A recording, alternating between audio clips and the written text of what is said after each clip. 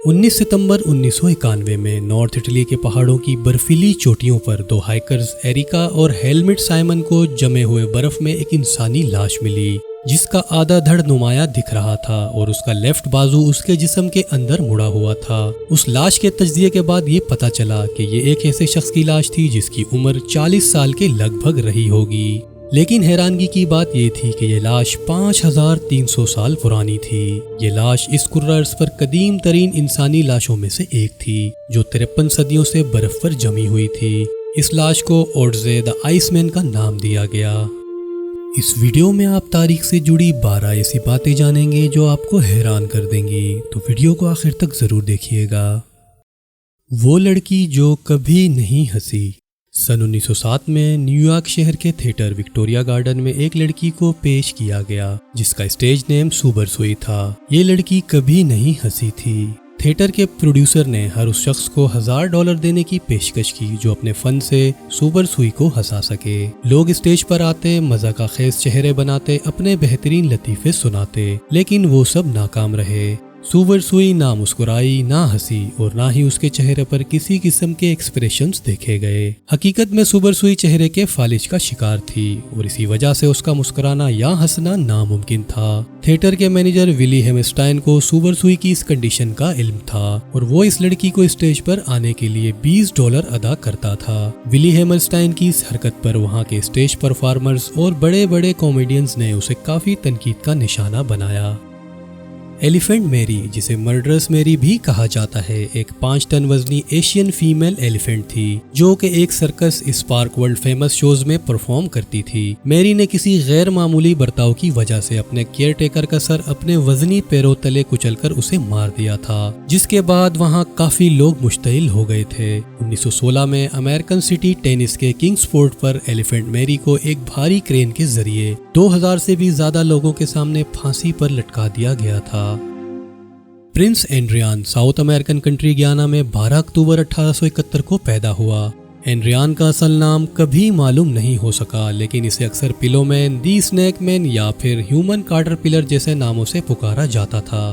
اینڈریان کو tetra Emilia syndrome تھا جس کی وجہ سے وہ بغیر پاؤں اور بازوؤں کے پیدا ہوا تھا۔ اینڈریان ایک سائیڈ شو پرفارمر تھا۔ اس کے مخصوص پرفارمنس میں ہونٹوں سے سگریٹ پھیرنا اور جلانا اور اپنے منہ کے ذریعے لکھنا تھا۔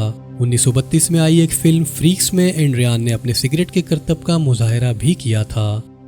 کوئن جوانا، جسے تاریخی طور پر جوانا دی میٹ کہا جاتا ہے، یہ ملکہ کئی طرح کے مینٹل ڈس آرڈرز کا شکار تھیں جو اس کے husband archduke of Austria Philip I Castile کے مرنے کے بعد سے شروع ہوا۔ اس موت کے صدمے کا جوانا کے دماغ پر بہت گہرا اثر پڑا تھا۔ وہ اس کی قبر کے پاس ہر وقت بیٹھی رہتی تھی اور کچھ دنوں بعد جوانا نے اپنے ہسبینڈ کی قبر کھلوا کر اس کی ڈیڈ باڈی کو باہر نکلوا دیا۔ ایسا کہتے ہیں کہ وہ فلپ کی ڈیڈ باڈی کے ساتھ ایسے رہتی تھی جیسے کہ وہ کوئی زندہ انسان ہے۔ جوانا نے اپنے ہسبینڈ کی اس ڈیڈ باڈی کو کئی عرصے اپنے پاس رکھا اور بعد میں اپنی روم کی کھڑکی کے پاس اسے دفن کر دیا تھا۔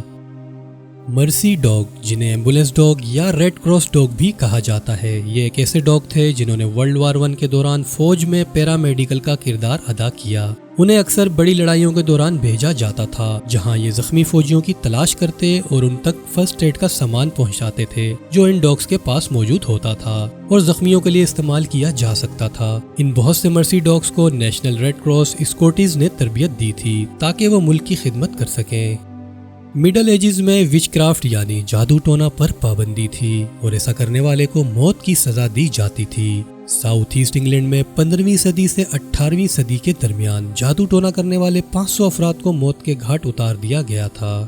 1955 لے مینز ڈیزاسٹر ایک بہت خوفناک حادثہ تھا جو 11 جون 1955 کو لے مین سارتھی فرانس میں سرکٹ ڈی لے سارتھی میں 24 آورز لے مینز موٹر کار ریس کے دوران پیش آیا۔ اس حادثے میں ریسنگ کار کے ایکسیڈنٹ کے بعد ان کارز کے بڑے پرخچے وہاں موجود تماشائیوں کے ہجوم پر گرے جس میں 83 تماشائی اور ایک فرانسیسی ڈرائیور ہلاک ہوا اور 180 سے بھی زیادہ لوگ زخمی ہوئے تھے۔ 1908 کے دوران نیو یارک میں ایک قانون سولیوان آرڈیننس امپلیمنٹ کیا گیا تھا جس کے تحت پبلک پلیسز میں خواتین کی سگریٹ نوشی پر پابندی تھی۔ ایک خاتون کیٹی میلکاہے کو اس قانون کی خلاف ورزی پر $5 فائن بھی کیا گیا اور اسے کچھ دن جیل بھی کاٹنی پڑی، لیکن اس کے 2 ہفتوں بعد اس قانون کو نیو یارک شہر کے میئر نے ویٹو کر دیا تھا۔ 26 اپریل 1986 کو ایک جوہری حادثہ ہوا تھا۔ یہ حادثہ اس وقت کے سوویت روس میں شامل یوکرین کے پریپیات شہر کے قریب چرنوبل پاور پلانٹ کے ایٹامک ری ایکٹر 4 میں دھماکے کی وجہ سے پیش آیا تھا۔ اسے تاریخ کا بدترین ایٹامک ڈیزاسٹر سمجھا جاتا ہے۔ اس دھماکے سے اس وقت پورے شہر میں خطرناک ریڈیشن پھیل گیا تھا۔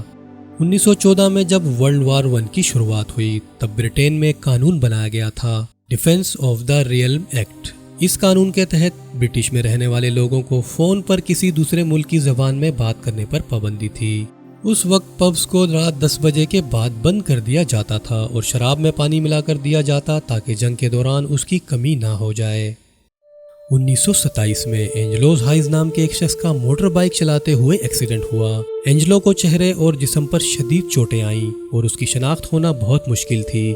ہاسپٹل میں موجود اینجلو کے پیرنٹس کو وہاں کے ڈاکٹرز نے اس کی لاش دیکھنے کی بھی اجازت نہ دی اور اینجلو کی تدفین کر دی گئی۔ لیکن اینجلو ہیس کے فادر نے اس کی موت سے 2 ماہ پہلے لائف انشورنس پالیسی لی تھی اور اسی انشورنس کمپنی کی ہدایت پر اینجلو کی حادثاتی موت کے ثبوت کے طور پر اس کی ڈیڈ باڈی کو 2 دن بعد نکالا گیا۔ لیکن وہاں موجود جب ڈاکٹرز نے اینجلو کی شناخت کے لیے کوفن کو کھولنا شروع کیا تو اس کا جسم اب بھی گرم تھا، یعنی وہ زندہ تھا۔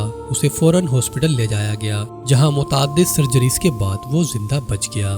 ویڈیو اگر پسند آئی ہے تو اسے لائک اور شیئر ضرور کرنا اور چینل کو سبسکرائب کرنے کے بعد بیل آئیکن کو بھی دبا دینا تاکہ آنے والی اسی طرح کی انٹرسٹنگ ویڈیوز کا نوٹیفیکیشن آپ کو مل سکے۔ اپنا بہت زیادہ خیال رکھیے گا۔ اللہ حافظ۔